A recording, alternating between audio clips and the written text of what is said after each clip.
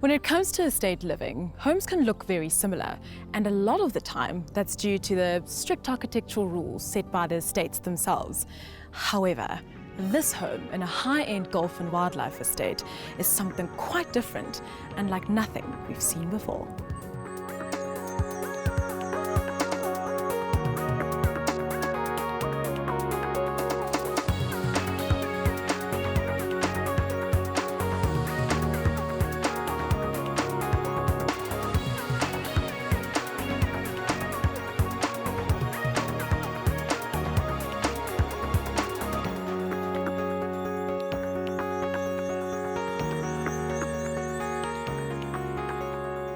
In today's episode of Finest Homes, we take a look at a home that is true to minimalist design in Kempton Park, Johannesburg.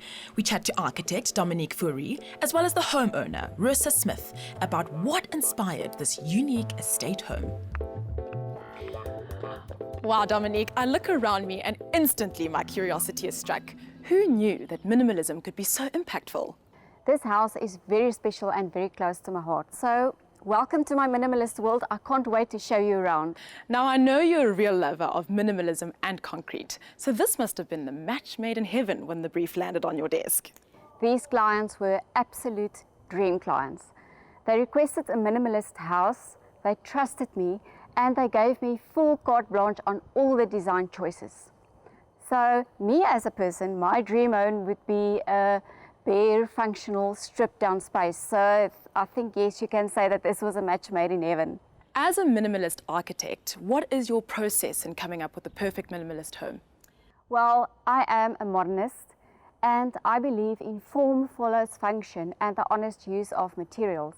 So when I get a brief and I work with spaces, I look at the function of the spaces, and that determines the material that it is going to be articulated with. This house consists of stacked monolithic cubes punched with glazing to create radiating light boxes by day and night. Now, speaking of materials, that antique installation back there against the sleek silhouette of this building is the perfect introduction to what you've done inside. Well, you are going to be surprised with what you're going to find inside, so please follow me. Can't wait. Now, I believe that it's the owner who decided to install this into the front of the house. Yes, and it's actually used as a post box. The facade of this home in a high-end golf and wildlife estate in Kempton Park is emphatically modern. Lines projecting, intersecting and running in parallel are its primary language. It's a clean-lined, monolithic concrete structure, breaking all the stereotypes of an estate home. You can see that this is a linear pathway made of the timber plywood, and this is to stress the visual accents when you walk under the suspended canopy. And that is to create an eyesight that takes you right through the entrance lobby, and it ends in the landscape facing the dam. Now, Dominique, I know this was in close collaboration with the homeowner when it came to the project. What was the brief? The client brief was to create a single family home suited to their individual requirements. They did specifically ask for a minimalist house. They wanted an off-shutter concrete house with strong geometric angular shapes. The internal spaces, they wanted to flow one into the other. They specifically asked me to maximize the view towards the dam and the golf course, while at the same time living in an energy-efficient house. In terms of the design concept, what would you say are the main architectural features? The concept of this house was to create light boxes through the use of glass and concrete. With glass, you get unimpeded views. There is an infinite relationship between inside and outside. During the day, there is an abundance of natural light and transparency. Then, at night, this house becomes one big luminous container. Well, with a beautiful view like this, I can totally see why you'd want to kind of keep the space open. Yes. Now, talk to me about the exterior elements that kind of elevate the home. The building mass is a composition of 3 tectonic boxes. There are offsets to these boxes, which creates cantilevers and projections. But each box has a different function. The utility box facing the street houses the cars and the golf carts and the laundry. Then the living box is open up towards the north and the south, and it contains the kitchen, the dining room, the lounge and the bar. Then the privacy box is stacked on top of the living box, and that contains the bedrooms and bathrooms. Did you face any challenges while building this home? We absolutely did. Firstly, it was a challenge to make this type of house energy efficient. We made use of cavity insulated concrete walls, an insulated concrete roof, as well as cross ventilation. By opening up all the sliding doors, you've got the airflow from the inside and the outside. We also made use of double glazing. That's why these doors are so heavy. They are like 400 kilograms each. Then with rainwater, all the rainwater that falls on the concrete roofs disperses into the golf course dam.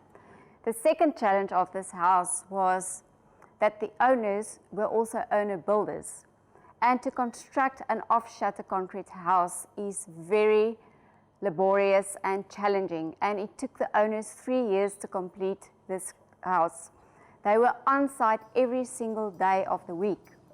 And the perfectionism of the owner can be seen in the detail of the house.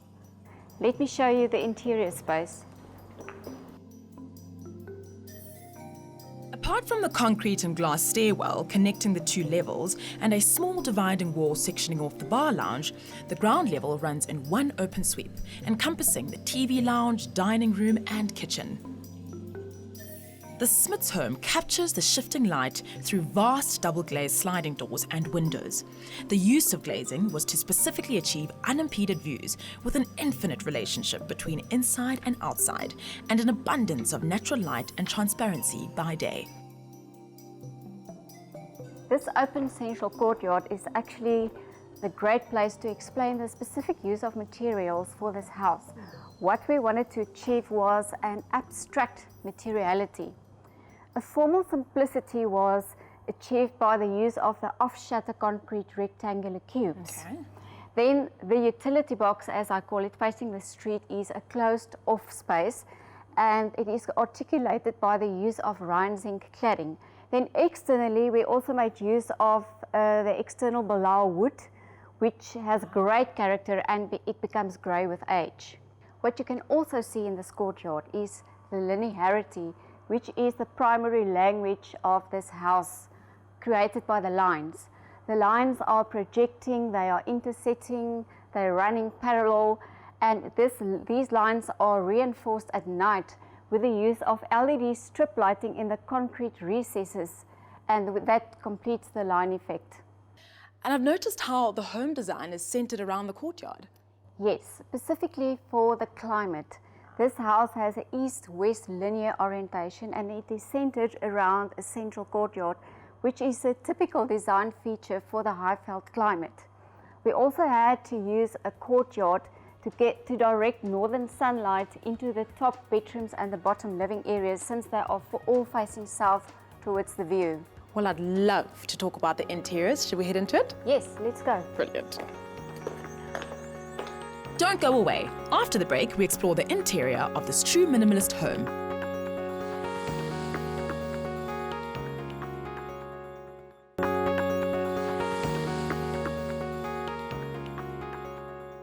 In today's episode of Finest Homes, we're exploring a true minimalist home in Kempton Park, Johannesburg.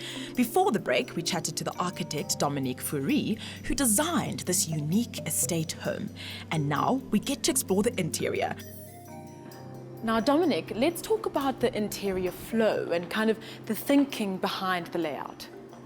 So, in terms of interior space, this is a linear, continuous space. But there is also a spatial flow between the various functional zones. And the off-shutter concrete on top of that gives us an extra sense of the sobriety of the space.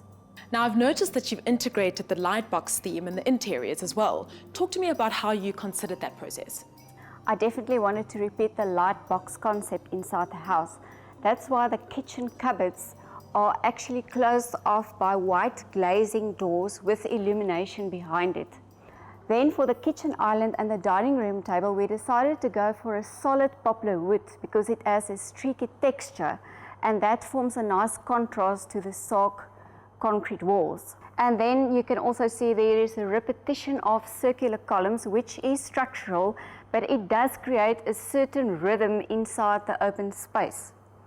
From there, in terms of the flooring, we made a very concise decision to use in situ terrazzo flooring with a texture to offset against the concrete walls, but the flooring forms a seamless fluidity throughout the house. Now, we're standing in a minimalist home, and yet I believe the homeowner is quite an avid antiques collector. Yes, Rosa has an absolute talent to source and hunt for very valuable antique pieces, from tiny little shops to old derelict warehouses. You would think that modern furniture would be the obvious choice for this house, but there is a rule in design that says to go the opposite of the obvious. That is why the antique pieces complements the house. Now, the furniture in this space is both functional and fabulous. Talk to me about the key considerations for this particular space. Well, firstly, all the furniture had to fit into a rectangular layout, which is defined by the rectangular concrete cube, which is the living space. And all the furniture were handmade. From the dining room table to the steel base with the wheels, the contemporary chairs were locally sourced. The lounge suite seating was actually manufactured from a very beaten grey leather in combination with solid ashwood.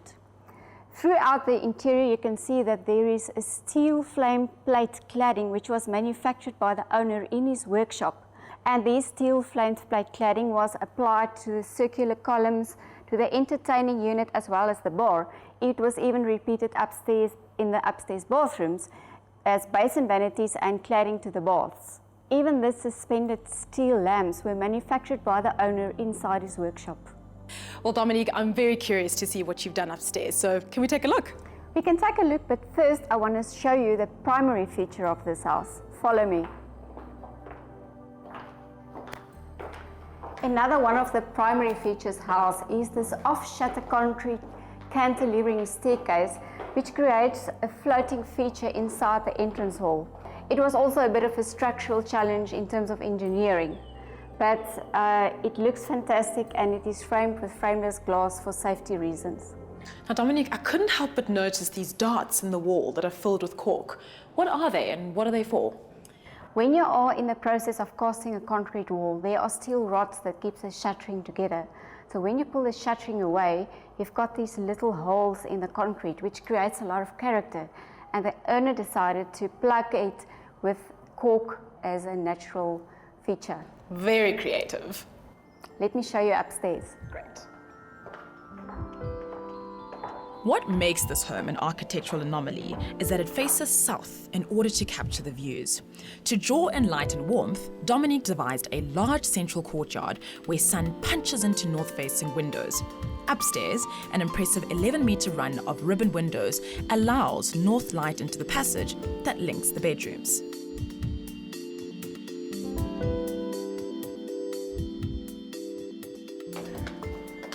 Dominique, there's a distinct uniformity across all the rooms. How did you manage to get each one to look so unique? Yes, so we have 3 bedrooms along the corridor, and then we have the main bedroom en suite. But for the owner, it was very important that each bedroom has its own identity. So although there are antique pieces used in each bedroom has its own collection of eclectic furniture. To maximize the views towards the golf course and the dam, we made use of very large sliding doors to each bedroom. Oh my goodness, look at this beautiful view. I mean, Dominique, what kind of lifestyle does a home like this create? The owner enjoys quite a relaxed, outdoor, typical South African lifestyle with lots of entertaining. From the living room, you can have this fantastic view towards the golf course and the dam, and on the ground floor, you've got a very long patio for sunset braais. And what do the owners love most about their home? The owners regard this house as a relaxed sanctuary of purist spaces. And in their own words, they actually say that every day is a holiday. I mean, I completely believe that. It's pure paradise. With such a minimalist architectural design, it's Rosa's anthology of collectibles and vintage pieces that brings character to the interior. She really enjoys visiting local antique hotspots to find unique and character-filled decor items and rare collectibles. It's this conversation between minimalism and old-world charm that really intrigues.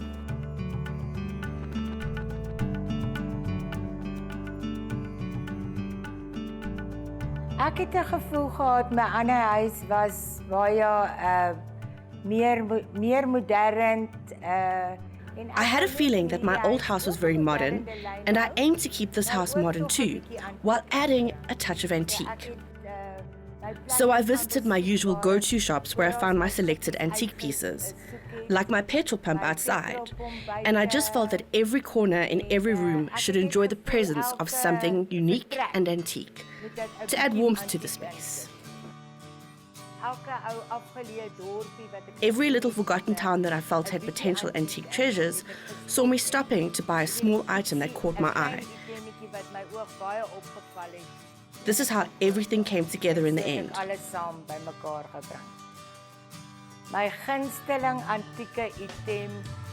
My favorite antique item is the little red radio standing around the corner at the bar. The cupboard it's standing on has a lot of sentimental value too, because it still features the original copper cup handles that is representative of its manufacturing date. So the cupboard is still in its authentic form and was used in a clothing store to display shirts. It's truly a valuable furniture piece in my home.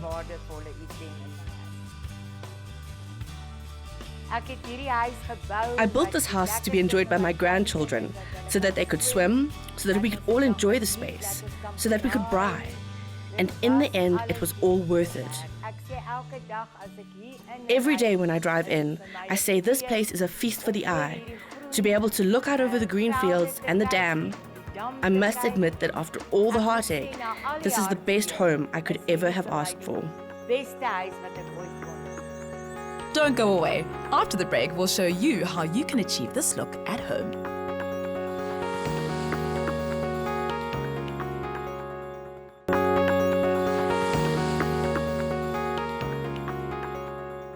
In today's episode of Finest Homes, we explored a true minimalist home in Kempton Park, Johannesburg.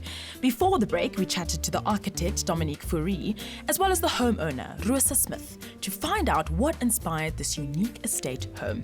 Up next, we'll give you a few tips and tricks on how to get this look in your own home.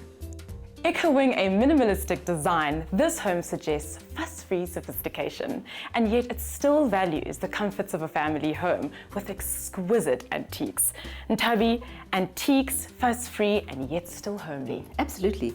So empty, almost, but yet so much depth to it in the use of clever use of greys, yellows, vintage carpets, and of course the vintage accessories. Yes, you say empty, it's almost like they consider the bare necessities. Yes, bare minimum. Yeah. Hence we go to the minimalistic look. It is free, it's clutter-free. Right, so let's take it back to the living spaces. I see that we've brought a bit of warmth with the leather and a few hues and tones that bring a bit of warmth into it. Yes. Am I on the right track here? You are on the right track because we've got to balance the concrete out.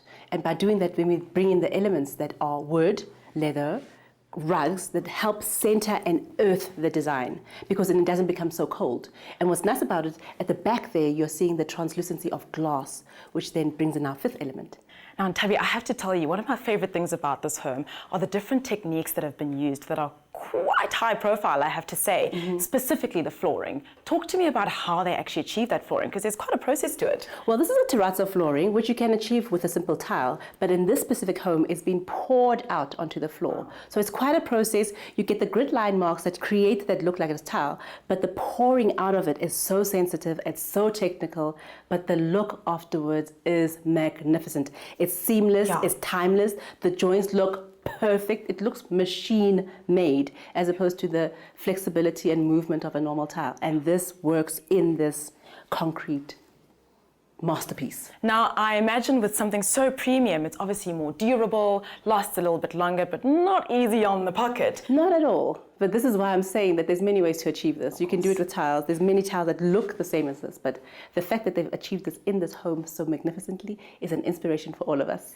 Well, ironically, in this home, we were talking premium, but we were also talking retro, old school antiques, something from the old age. It looks spectacular in that home. Yeah. Talk to me about how that was so cleverly incorporated in such a concrete environment. And you know what works in this space is that the antique element softens the hard interior.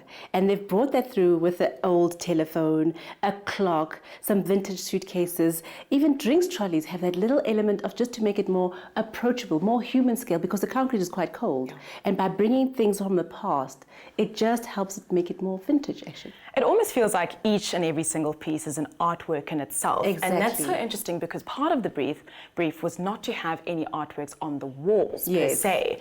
And so there was a very clever use of artistic. And it's not saying that if there's no artwork on the wall, there's no artwork in the space. Exactly. There's other ways to interpret art in the space. And that's what's lovely about the elements that they've brought into this, so that your eye gets drawn into something, and that's what artwork does into an interior. It draws your eye and creates a conversational piece. What was brilliantly done is, yes, it was antique, but still super chic and also quite techy, I have to say. So if you look at the wall, the concrete wall that separates kind of the lounge within where the boys kind of hang out during the rugby, you'll notice that the speakers were completely entrenched in the concrete wall, which means you are still current, you are still, you know, keeping up with the times, but referencing the old times as well. So it's a mixture of all looks and styles, but just very well blended without going too much, keeping the minimalistic tone happening. So what have you picked for us today? I see that if we look on this side of the world, we have got, in terms of specific details, you've got the beautiful clock here,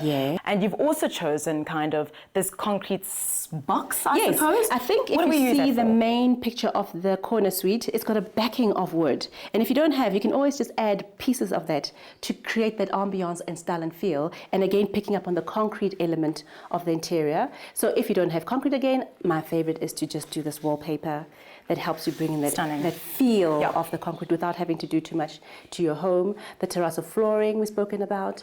And again, the grey sofa. Now there's levels of grey. You can go really elephant hide type of grey. You know what I mean? Which is just something really different in this scenario. And finding one with a little bit of veins and feel this texture. This is just delicious. Ooh, that's so nice. Especially a corner suite, because we're going to be lounging in there, and really time must disappear into eternity. Now the rug is a very important feature in this home because of the charcoal elements and the charcoal grey elements that help to balance all the levels of grey in it. And on the earth, it helps to earth the design, because the color, the darkest colors on the floor, and then the lighter colors uplift the scheme, taking you back to the concrete slabs. Absolutely. And I see in this layout that we've got here, you've chosen your one spot of color to be the mustard in there. If we're not keen on the mustard, what other colors can we kind of incorporate with greys? You can also do blues, which are very nice with the greys. Black and white always works. A little bit of mauve, pinks, greens, subtle greens would be perfect. But I just love the way that they chose this one artwork piece to be the focal point in their interior. Absolutely. Right, take us through to what I see is the kitchen area, sort of, where they had the beautiful sliding doors that separates kind of the functional aspects of the kitchen. And it kind of keeps it entertainment friendly. Now, what's cleverly used in the space is that the kitchen glass doors are that bluish glass. And if you remember, if I speak about the elements all the time, is earth, wind, fire, water. So the color of that glass is a water color. So that's what makes you feel more homely and grounded in that space. So it's not only just the kitchen, it's also helping balance the design in terms of the concrete, the greys, the subtle use of wood just brings it back home. And then again, they've brought the wood, which is what helps also earth this design, in the dining table, and then introduced a different finish of leather, again, black, just to then say what balances this minimalistic interior but still make it a livable home are the clever uses of finishes, vintage lighting, again linking up with our vintage accessories, and pieces you can see the client has really found and really connected with that work very well in her home, and again creating that art feature that is not on the wall. Now, if I'm trying to get this minimalist look, I'm wondering if I even need 3 items at all. However, as we usually do, what are the 3 items that I need to start with to get us going? Tumelo, you need light grey, medium grey, and dark grey. Oh, my grey party galore. But also you need the quirky vintage elements, which are just such unique artistic characteristics in this home, like the copper kettle in the kitchen was just so well placed with the vintage lights. And again, the telephone and the vintage suitcases. You know, just that earthy, rough textured, sourced items helped in this clean, slick look. So what I'm getting from this is the minimalist sense comes from the colors used, but the personality and the pop comes from those beautiful antiques that are incorporated. Yes, and the artwork that is not on the wall. This is definitely not your average golf estate home with a cookie-cutter aesthetic. This minimal and sleek structure, combined with antique sentimental pieces, becomes a real work of art. For me, this truly is a finest home.